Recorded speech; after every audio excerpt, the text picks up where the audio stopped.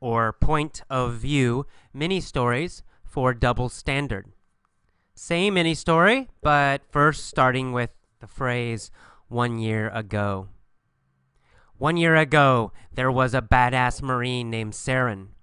He had an intimate relationship with Julia Roberts. They were very, very close. Saren liked Julia, but one day he decided she just wasn't what he was looking for. So he broke up with her. Julia felt betrayed. She said, "How can you do this to me?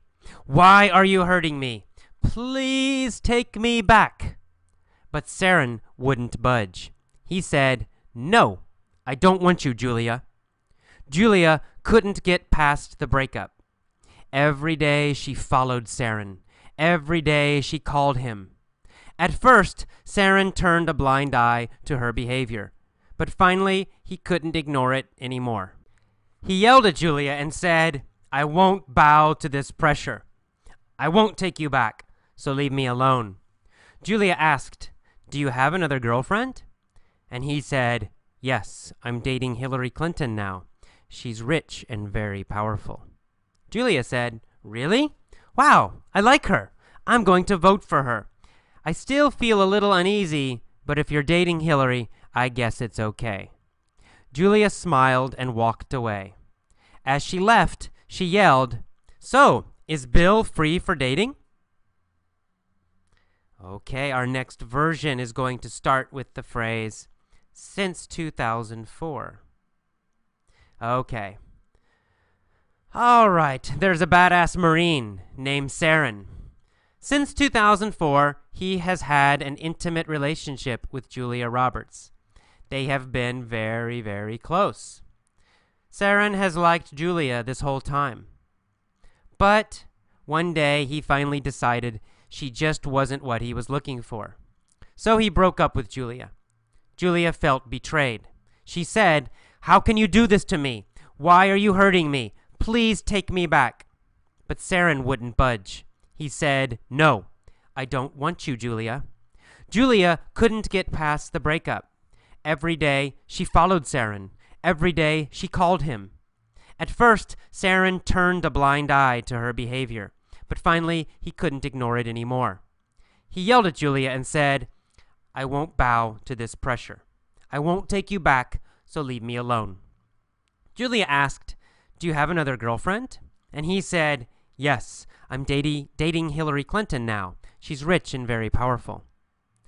She said, "Really? Wow, I like her. I'm going to vote for her.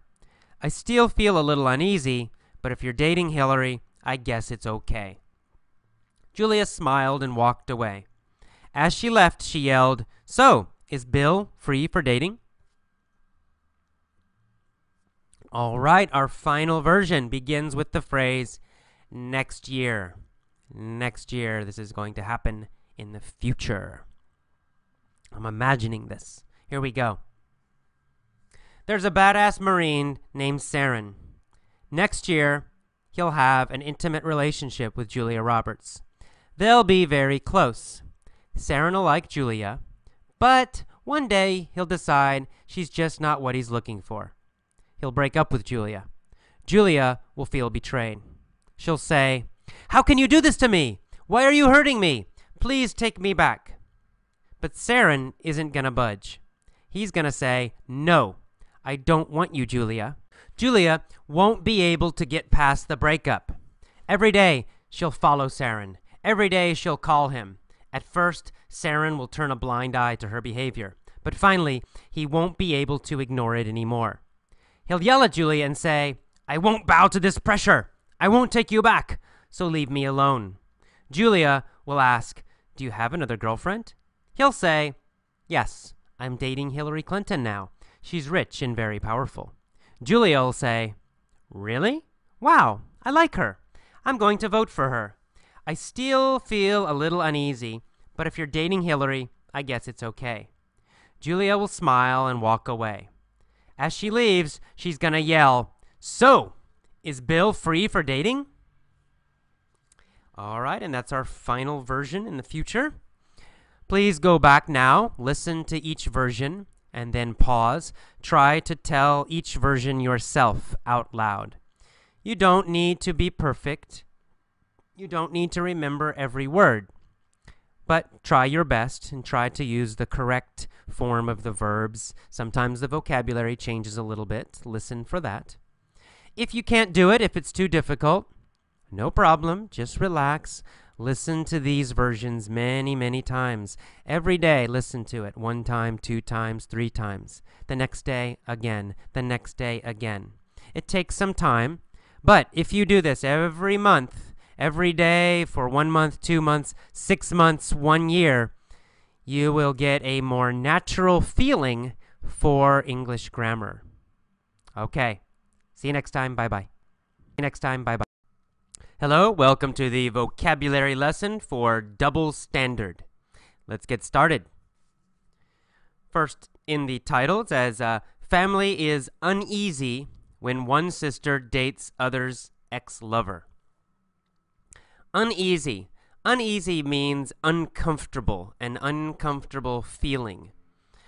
It's not a specific feeling. It just means a little bit uncomfortable, not quite right. Something's a little wrong.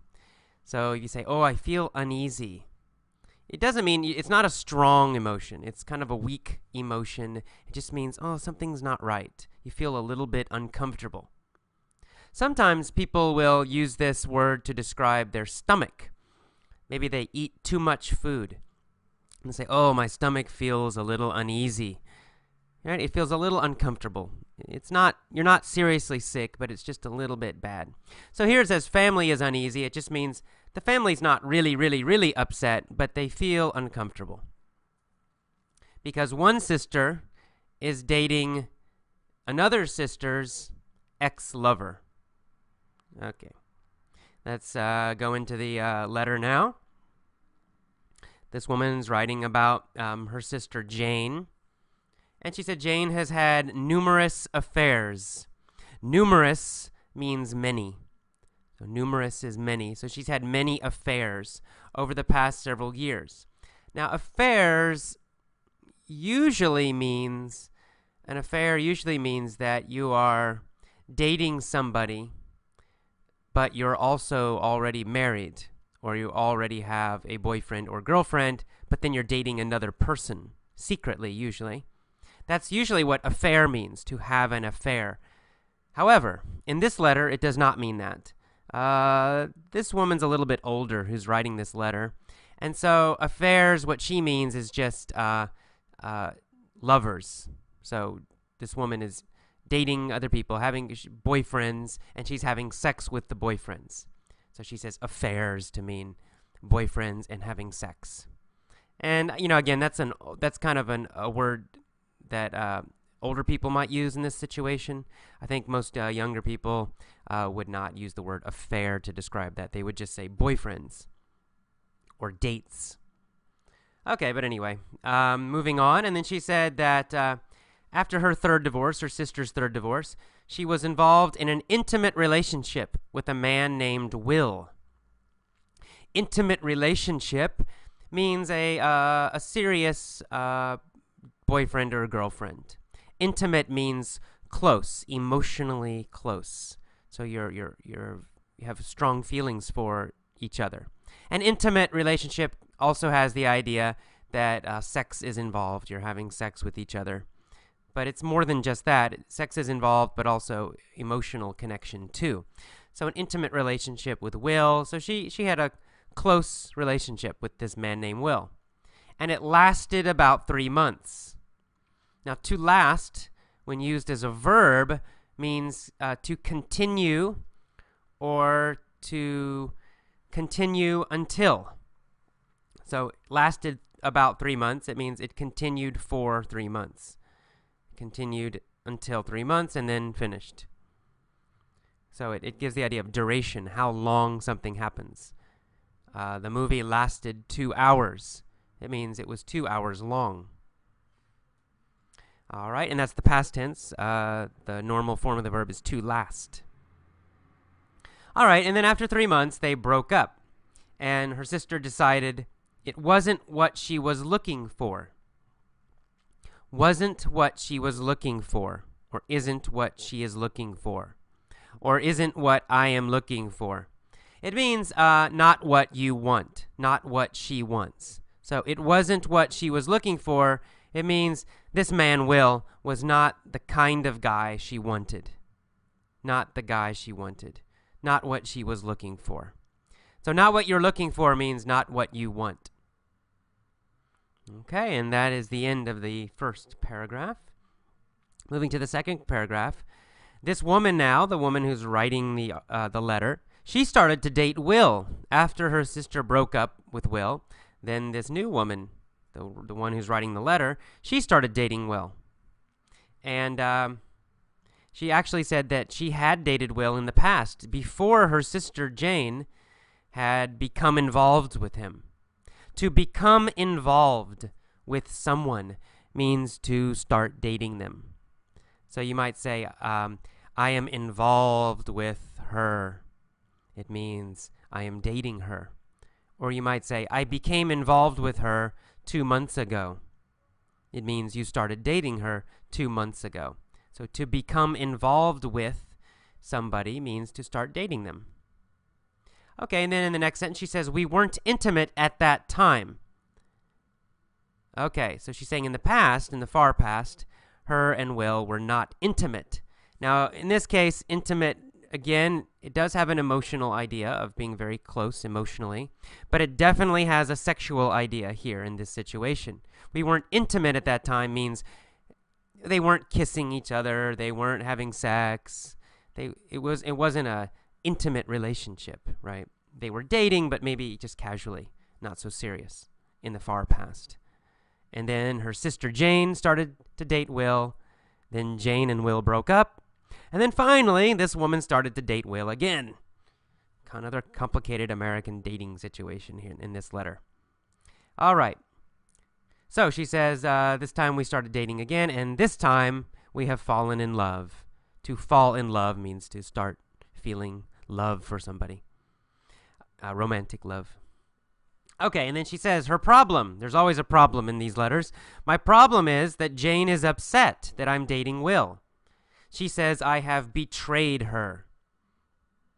To betray someone means that they are your friend or your family, or they are on your side, and then you do something bad to them. You cheat them or hurt them, and we say this is betrayal is the noun. The verb is to betray. So if you betray somebody, it means they were your friend, they were your close family member, they trusted you, and you cheated them or lied to them or did something bad to them. So you cannot betray an enemy, right? If somebody hates you and you hate them and you do something bad to them, that's not betray. Right, because they know you hate them. It's somebody who likes you and you like them, but then you do something bad and they're surprised. That's betray, the verb to betray. Okay, so her sister Jane thinks, oh, you betrayed me. You're dating my ex-boyfriend. All right. And then she says that her family also feels uncomfortable. They say it's weird.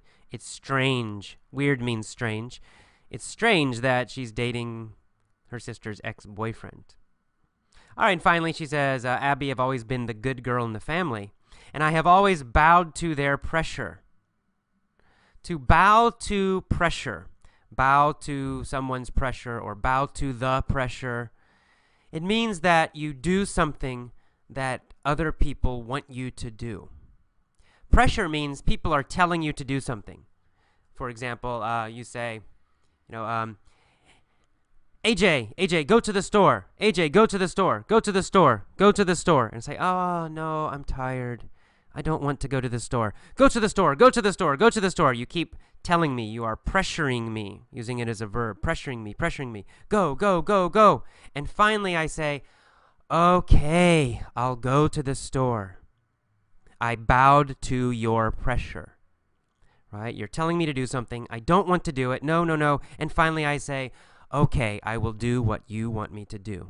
We call that bowing to pressure, to bow to pressure. So she said, when her family complains, she usually bows to their pressure. She does what they want her to do. Even if she really doesn't want to, she'll do what they want. She bows to their pressure. But she says this time Will is special, something special, and this time she won't budge. And she says also that her parents and her sister won't budge. Okay, won't budge means won't move or won't change. Budge, to budge, means to move. And it really means to move a little bit. To move a little bit. So let's say there's a big, big rock, a huge rock, and you're pushing it. You're trying to move it. You're pushing it, but it doesn't move. Not at all. Not 1 centimeter. Then you can say, oh, this rock won't budge. This rock won't move. Not even a little bit. So it won't move at all. But we also use budge to mean change, like change your mind, change your opinion. So if you say, I won't budge, it means you will not change your opinion. Not at all, not even a little bit. You won't compromise, nothing. All right, so that's it. And then she signs it, once Will in Walla Walla, Washington. Walla Walla, Washington. Walla Walla is a town in Washington State, in the northwest part of America. And this time, I'm including Abby's answer. I usually don't because I want you to think about your own answer, but this time I'm including it. It has some good slang. In her answer, she says that she needs to confront the double standard in the family. To confront means to go against, to directly fight against, or directly argue with something. To confront means you don't avoid it. And a double standard, which I'm using for the title of this letter, a double standard means you have 2 different rules for different people. It's not a fair situation. For example, there's one rule for Jane and a different rule for the sister. So Jane, it's okay. She can date many guys, no problem. Her family says it's okay, it doesn't bother them. But then the other sister, if she dates many guys, they criticize her. They complain. They say, oh, you shouldn't date so many guys. So Jane can date guys. The other sister cannot. It's a double standard, right? Double meaning 2. Standard means rule. So 2 rules. One rule for one person, a different rule for someone else. In my family, we would complain about this a lot in my family, me and my sister. I was the oldest child, still am the oldest child, and my sister was younger, of course, and a girl too. So sometimes my parents let me do some things, but they would not let my sister do it. So I could go out with my friends until midnight. That was my rule. But then my sister, they told her, you must be back by 10.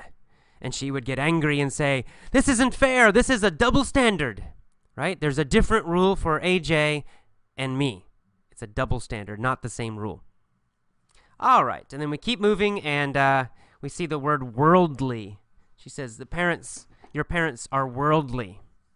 Worldly means experienced. It means you have a lot of experience in the world. You know about the world. It's the opposite of naive. We had naive in an earlier lesson. So worldly is the opposite of naive. It means you have a lot of experience. You know about the real world.